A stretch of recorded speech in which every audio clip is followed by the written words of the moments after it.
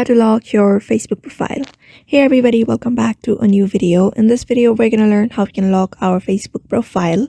So without any delay, let's start with the process on how we can do so. But before that, don't forget to hit that like, share, and subscribe icon.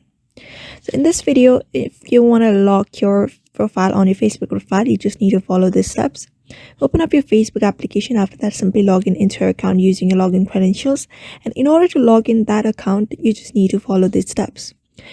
You just need to head over to the profile at the bottom at the upper right corner. And when you go here, you'll be finding your profile here. Just click on it. And when you click on your profile, you'll be finding all of your information about your profile. So you're just going to tap on this option called three dot beside this edit profile. Just tap on it.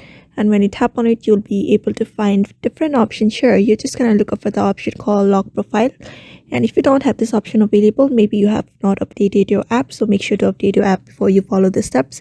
After that, simply click on lock your profile and your profile should be locked. After that, you'll be getting this notification. That means your profile has been locked. So that's how you basically lock your profile on Facebook. So I hope this video was helpful to you and thank you for watching this video.